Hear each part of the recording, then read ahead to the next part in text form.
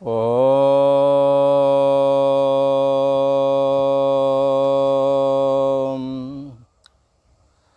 अखण्डमण्डलाकारं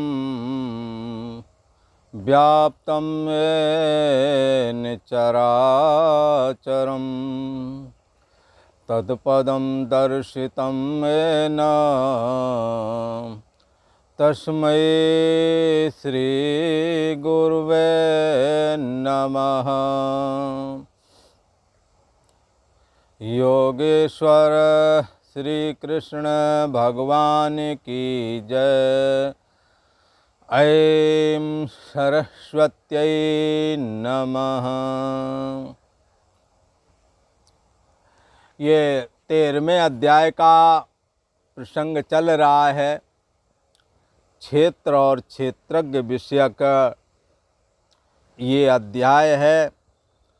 और यहाँ भगवान श्री कृष्ण कहते हैं प्रकृति और पुरुष अनादि बताए गए हैं। इनमें प्रकृति तो अनादि है परंतु शांत है, अर्थात तत्वज्ञान के द्वारा और भगवान की भक्ति करके चित्त को निर्मल बनाएं और तत्वज्ञान के द्वारा ये प्रकृति शांत हो जाती है अर्थात लीन हो जाती है। किसमें लीन हो जाती है? परमात्मा में लीन हो जाती है। जैसे पानी के ऊपर काई रहती है, यदि पानी को अच्छी तरह से चला दिया जाए, उसको वैसा उसमें जाकर के जानवर घुस जाते हैं तालाब के अंदर जिसमें काई होती है, तो काई तो छितर बितर हो जाती है, बाद में उसमें पानी दिखता है। ऐसे ही बंधुओं, भगवान की भक्ति रूप मथानी जब इस चित्त के अंदर चलती है, निष्काम कर्म वाले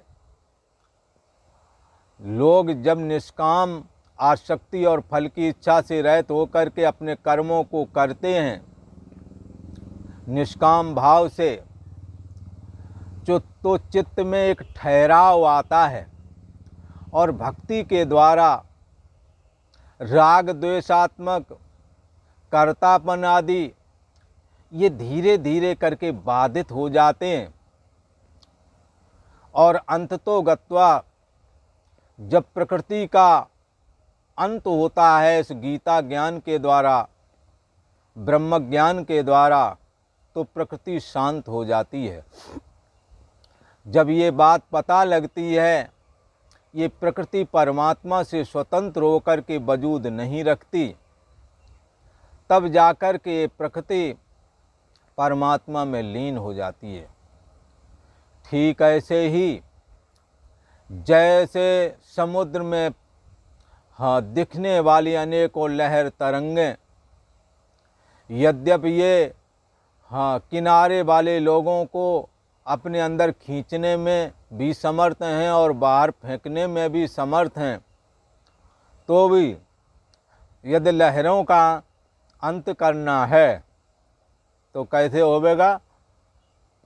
पानी से स्वतंत्र होकर के इन लहरों का वजूद नहीं है। ऐसा जिस दिन विश्वास हो जाएगा उसी दिन पानी से लहरें खत्म। एक समुद्र के किनारे कोई बैठे हुए थे और ये इंतज़ार कर रहे थे ये लहरें खत्म हो जावें और शांत पानी हो जावे, तब मैं इसमें स्नान करूँगा। सुबह से शाम तक इंतज़ार किया। सुबह टहलने के लिए कोई विचारवान कोई विचारवान आदमी आया था सुबह, तब उन्होंने देखा ये बैठे। फिर शाम को गया तो देखा ये बैठे हैं। पूछा भाई किस लिए बैठे हो यहाँ? बताया मैं नहाना चाहता हूँ पर सोचता हूँ ये लहरें शांत हो जाएं तो नहा लूँ। तो उन विचारवान महाशय ने कहा कि अरे बंधुओं, इन लहरों को तो मैं अभी शांत कर सकता हूँ, पर विचार की दृष्टि से कर सकता हूँ। बोले कर दो। बोलो पानी से स्वतंत्र होकर के इनका कोई वजूद नहीं है। आप पानी निकाल लो फिर लहरों का वजूद दिखा दो तो ये लहरों का आता पता नहीं लगेगा। उन्हों की समझ में आ गया कि पानी से अलग होकर के लहर कोई वजूद नहीं रखती। भले ही लहर किनारे के लोगों को खींच ले और मृत्यु को प्राप्त करा दे, अथवा डूबते हुए को अपनी लहरों के माध्यम से बाहर फेंक दे, जीवन दे दे। जीवन देना और लेना ये लहरों का काम है, पर सदा जीवन ही देना ये H2O मात्र पानी का काम है। H2O मात्र तो ये जो पानी है ये सारे लोगों का जीवन का आधार है। परंतु लहरें यद्यप पानी से स्वतंत्र नहीं है तो भी ये काम अलग से करती हैं कि पानी में खींच लेना, पानी से बाहर कर देना। दोनों काम कर सकती हैं तो भी इनका वजूद पानी से स्वतंत्र होकर के नहीं है। क्यों? क्योंकि पानी की ही अभिव्यक्ति लहर तरंग आदि के रूप में हो रही है, न कि कोई लहर अपने आप में कोई वजूद रखती है। ऐसे ही बंधुओं, ये प्रकृति और पुरुष अर्थात परमात्मा की बात है। ये परम ब्रह्म परमात्मा से स्वतंत्र होकर के प्रकृति कोई वजूद नहीं रखती। इसलिए जब गीता के ज्ञान के द्वारा ये बात जानी जाती है, क्या प्रकृतिस्थो प्रकृति में स्थित पुरुष ही भुंगतो, पुरुषी प्रकृति में स्थित पुरुष ही भुंगते भोक्ता बनता है। जब पुरुषः प्रकृतिस्थो, पुरुष प्रकृति में जब स्थित होता है अर्थात प्रकृति से जब संबंध बना लेता है, जैसे कोई भी पुरुष स्त्री से तब अपेक्षा बांध लेता है जब उसका शादी हो जाती है, संबंध बन जाता है पति पत्नी का, तब वो चाहता है ये हमारे अनुकूल चले। इसी प्रकार पत्नी, पुरुष निरपेक्ष है, सत्ता मात्र है, पर यही पुरुष जब प्रकृति के साथ संग कर लेता है तो कर्ता और भोक्ता पने वाला हो जाता है। पुरुषा प्रकृतिस्थो ही भुंगते, प्रकृति में प्रकृति का संग करने वाला ये पुरुष अर्थात बुद्धि देश का साक्षी जब मन बुद्धि आदि से जुड़ जाता है तो मन का धर्म सुखी दुखीपना और बुद्धि का धर्म कर्ता भोक्तापना इसमें आ जाते हैं। इसलिए भगवान श्री कृष्ण क्या कह रहे हैं? पुरुषः प्रकृतिस्थो ही भुंगते, प्रकृति में स्थित पुरुष ही भोक्ता बनता है, प्रकृति से रहित पुरुष भोक्ता नहीं है। किसी इनका प्रकृति से रहित पुरुष को कैसे बना? यहाँ पुरुष का मतलब आत्मा लगाना। तो प्रकृति से रहित तो पुरुष हमेशा ही है, जैसे काई से रहित ये पानी हमेशा ही है, जैसे लहर से रहित H2O मात्र पानी हमेशा से ही है, पर संग तो बनाया है। इसलिए कैसे बनाया? ये घरबार है, ये परिवार है, ये खजाना, झूठी माया को ही सत्य जाना।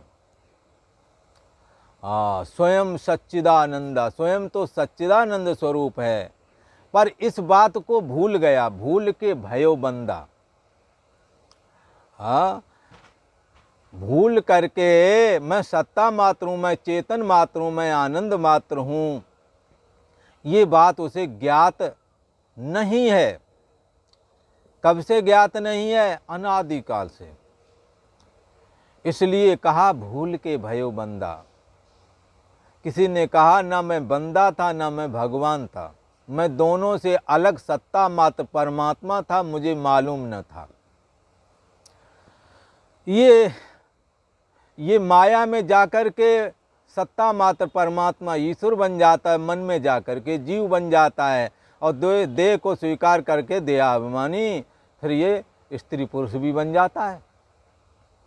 इसलिए यद्यप पुरुष सदैव असंग ही है, केवल संग कर लेता है। क्यों कर लेता है? तुम्हारे मुख ने दर्पण में संग क्यों कर लिया है?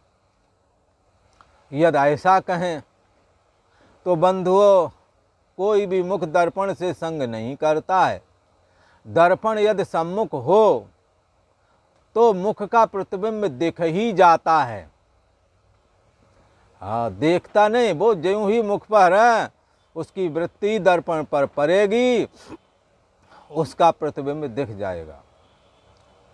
इसलिए यहाँ कहा स्वयं सच्चिदानंद था, तो सच्चिदानंद ब्रह्म, पर भूल करके क्या हुआ? प्रकृति का संग कर लिया, लिहाजा इसमें भोक्तापन आ गया। अब क्या करें कि भोक्तापन छूट जाए? बोले इसका गुण संगोष। प्रकृति त्रिगुणात्मक है, सतोगुण, रजोगुण और तमोगुण। इस त्रिगुणात्मक प्रकृति से अपने को असंग कर लें। कैसे कर लें? जैसे तुमने पत्नी को माना ये हमारी पत्नी है, तो पत्नी को पत्नी बना रहने दो, कोई दिक्कत नहीं है। पर पत्नी के हाँ जो धर्म आदि हैं उनसे आशा रखना छोड़ दो। काम सारे करते रहो, असंग हो जाओगे। जैसे कोई कहता है, महात्मा गांधी ने अपनी पत्नी को माता बना लिया।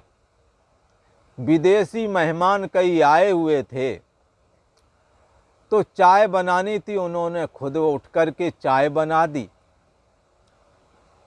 तो क्या है, पत्नी बनी रहे, कोई दिक्कत नहीं, अपेक्षा छोड़ दो, आप असंग हो गए, दायित्व का निर्वहन करते रहो। ये तो ईश्वर ने एक प्रेम का तागा जोड़ा है संसार चलाने के लिए। इसलिए ये तागा जोड़ा हाँ हमारे संग की वजह से है, और हम पत्नी और पति के दायित्व निभाते रहें और असंग हो जाएं, तो पति और पत्नी होते हुए भी अनहुए की ही तरह हैं। जैसे एक बार किसी का तलाक हो गया, उनके बच्चे भी थे, पर बच्चे रो रहे थे मम्मी पापा को एक साथ देखने के लिए, पर तलाकशुदा पति और पत्नी को फिर एक साथ बैठना पड़ा, आपस में बर्ताव करना पड़ा। बच्चों को लगा हमारे मम्मी पापा में सुलह हो गई। ऐसे ही बंधुओं, रहमन तागा प्रेम का मत तोड़े चटकाए। तू कोई किसी का पति नहीं, कोई किसी की पत्नी नहीं, ऐसा मत बोलो। ये प्रेम का तागा टूट जाएगा, इसको चटकार करके तोड़ना ठीक नहीं है। तागा तो इतना कमज़ोर है कि ये है ही नहीं, तुम्होंने ही इस तागे को तागा बना रखा है। इस धागे को धागा प्रेम का है, बना रहने दो। पर धागा ये तुम्हारा बनाया हुआ है, तुम्हारे संकल्प में है, संकल्प से हटा दो, काम करते रहो।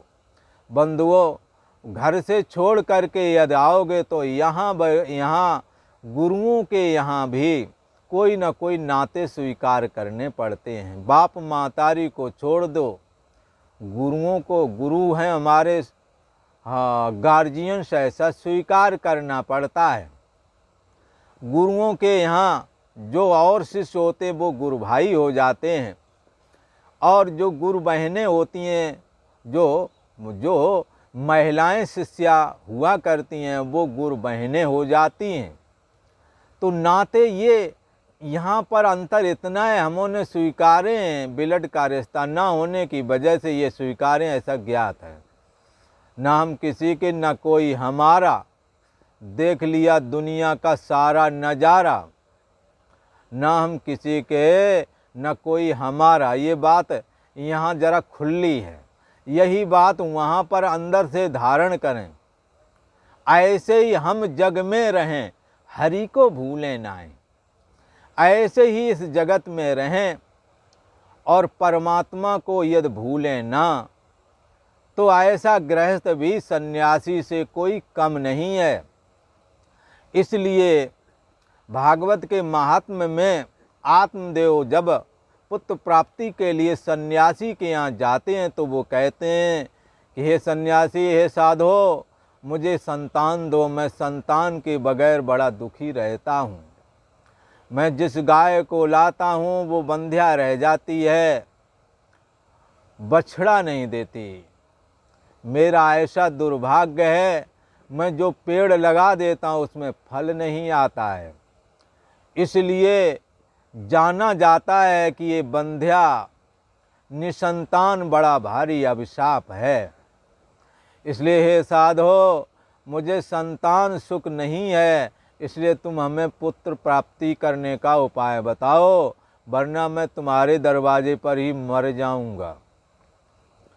सन्यासी ने कहा, इस दुनिया में ये जीव अकेला आता है और अकेला ही चला जाता है। थोड़े दिनों के लिए साथ करना, मोह माया से जुड़ जाता है यह जीव, अंत तो गत्वा तो अकेला ही जाना पड़ता है। और तुम्हारे कोई संतानें नहीं, चलो ईश्वर की कृपा मानो और सहज में ही असंग होकर परमात्मा श्री हरि नारायण का स्मरण करो।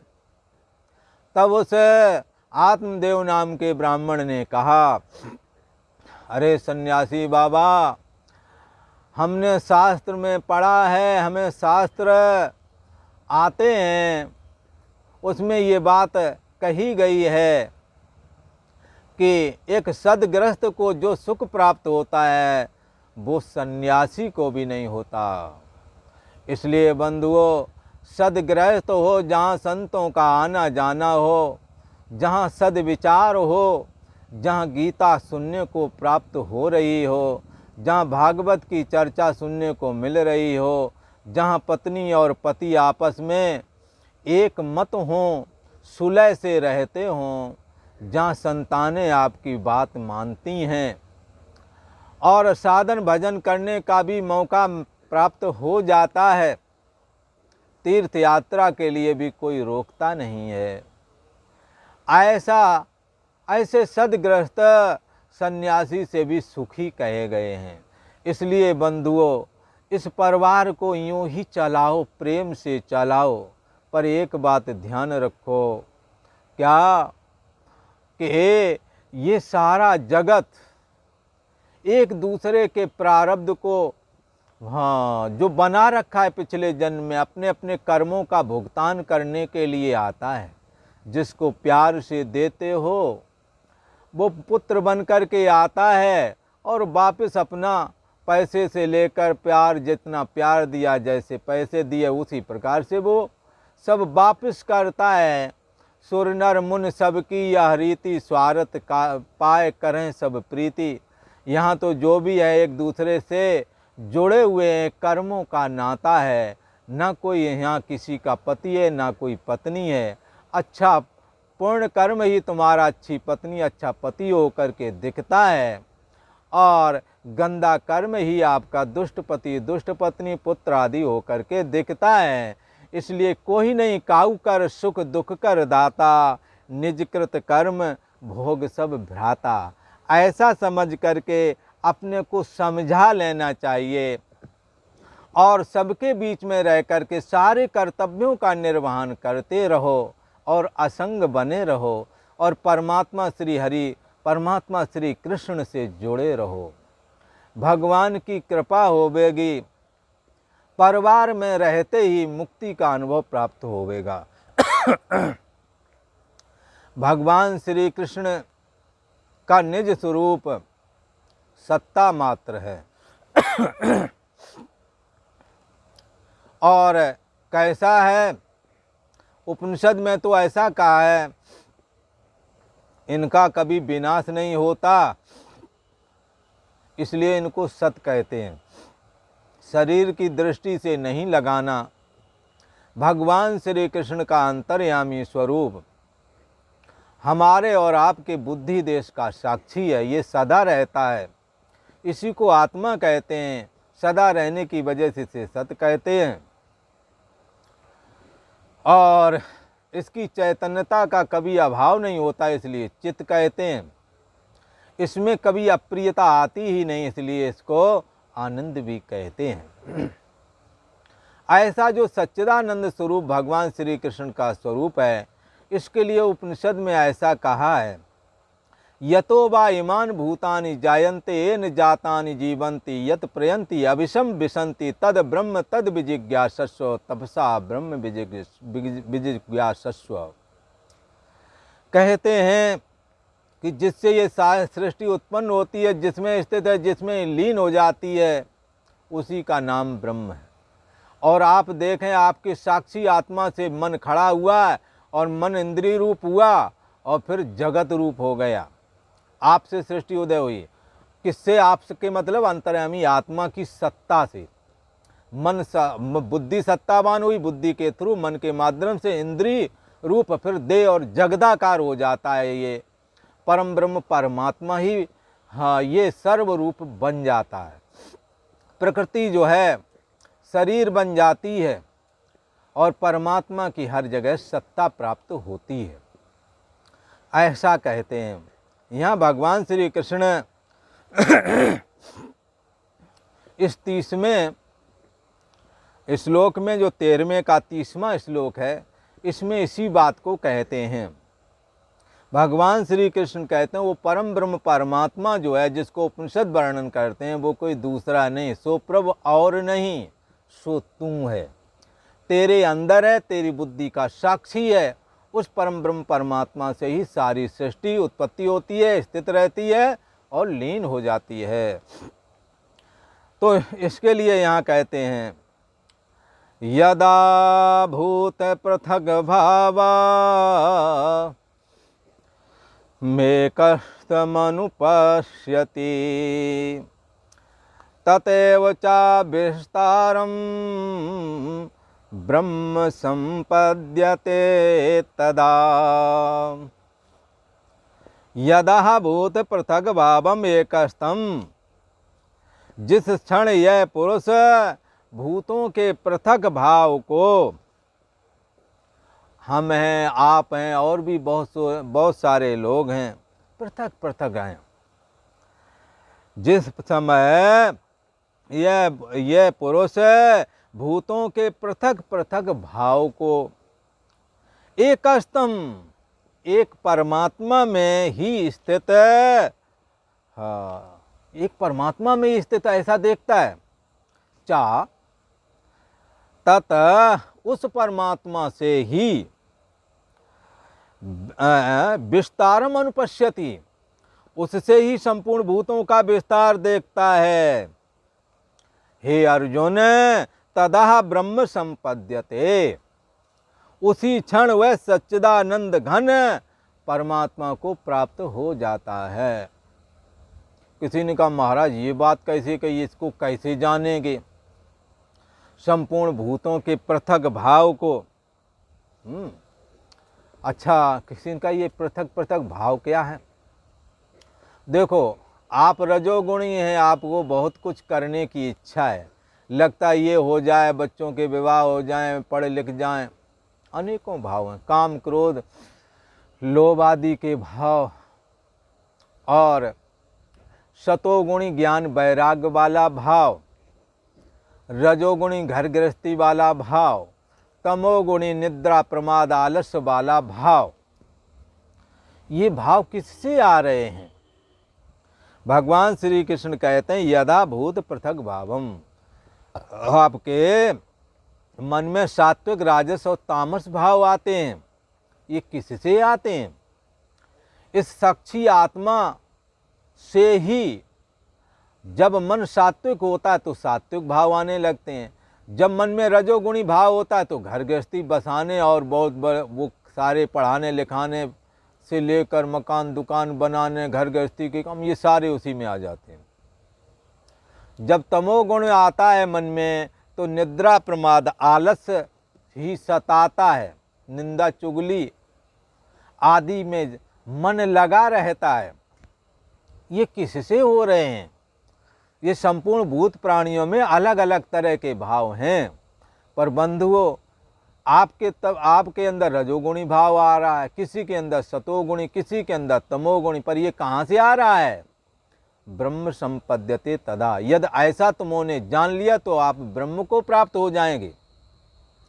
जागृत अवस्था वाला भाव अभी है, और जब सो जाएंगे तो इसका अभाव हो गया, स्वप्न वाला भाव आ गया।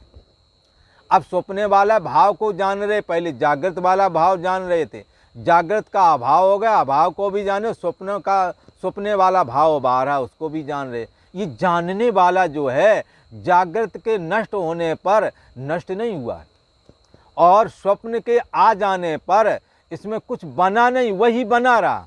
अब स्वप्न भी चला गया, पर वो जिसके आश्रय से, जिसके द्वारा स्वप्न जाना जा रहा था, वो अभी भी है। अब जड़ता छा गई, सुषुप्ति आ गई, और क्या कुछ भी ना जाना, ऐसा जानने लगा।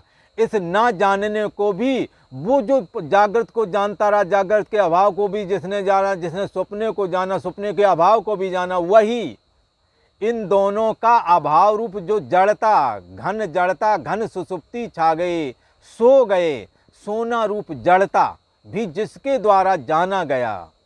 जागृत स्वप्न सुषुप्तिषु प्रपंच यत प्रकाशते, जिसके द्वारा प्रकाशित हो रहा है, तद ब्रह्म, वही ब्रह्म है। और वो ब्रह्म कौन है? आपकी बुद्धि देश का साक्षी है।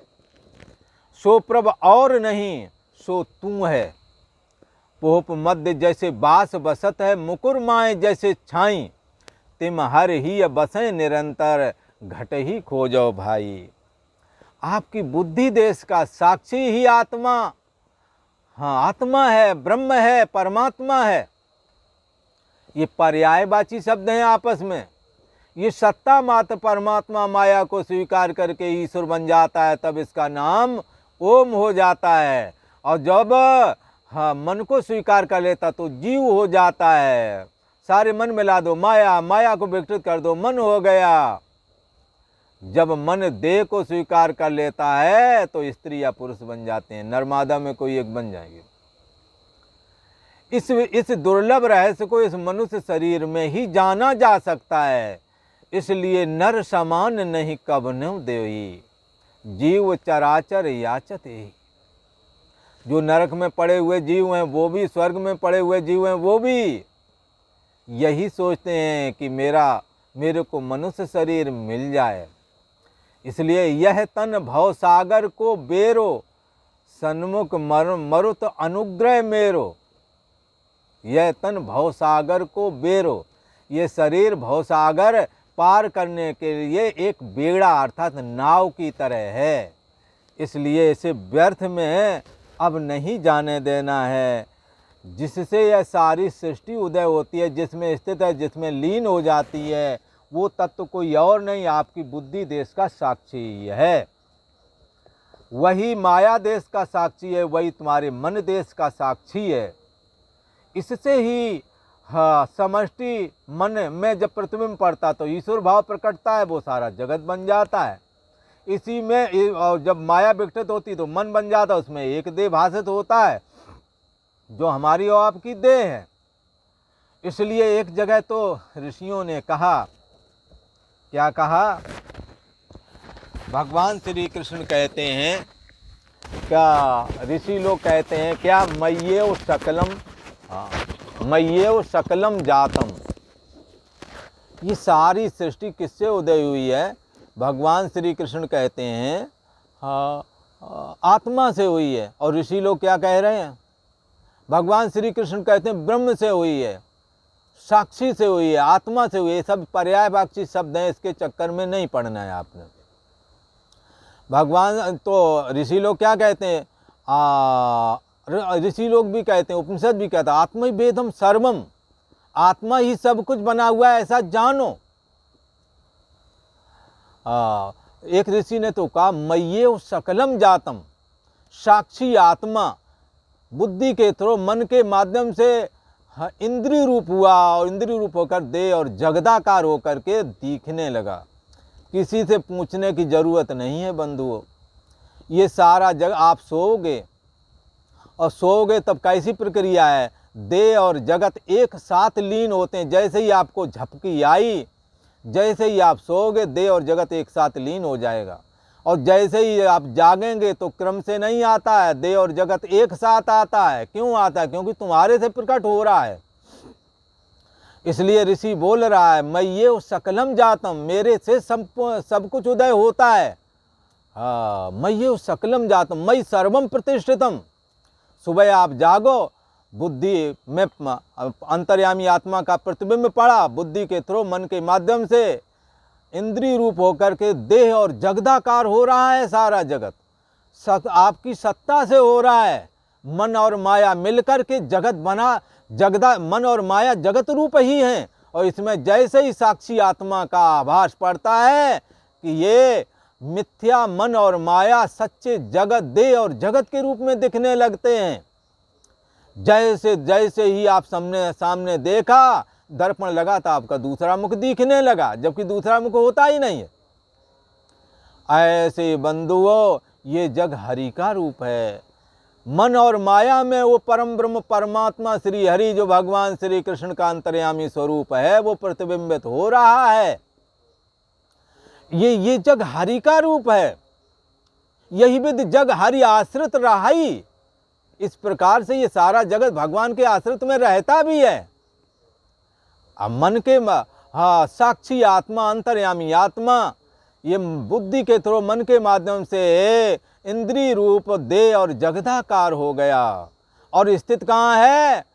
हाँ, सारा बाहर का जगत 5 ज्ञानेंद्रियों के द्वारा दिखता है, तो सारा जगत 5 ज्ञानेंद्रियों में है। 5 ज्ञानेंद्रियां मन में है, मन बुद्धि में, बुद्धि आत्मा में है। इसलिए मय्ये सकलम जातम, मेरे से सारा जगत प्रकट हुआ है और मुझ में ही स्थित है। देख लो, साक्षी आत्मा की सत्ता जब सुसुप्ति में नहीं थी, देह और जगत नहीं दिख रहा था, क्योंकि बुद्धि ही पलट गई थी, सो गई थी। बुद्धि अपने कारणावस्था में चली गई थी। मयि सर्वम लयम याति। अब आप सोने के समय देखें कि सारा जगत आपका इंद्रियों में जाता है, इंद्रियां मन में जाती हैं और मन जाकर के महान आत्मा में लीन हो जाता है। इसलिए मय्ये सकलम जातम, मयि सर्वम प्रतिष्ठितम, मयि सर्वम लयम याति, तद ब्रह्म अद्वयम अहम अस्ति। इसलिए वो अद्वितीय ब्रह्म मैं ही हूँ, ऐसा कहा है भगवान श्री कृष्ण ने। यहाँ बंधुओं, ये भगवान श्री कृष्ण के अलावा और ऐसा कौन कह सकता है? आज तक कोई ना कह सका ऐसा और न कह सकेगा।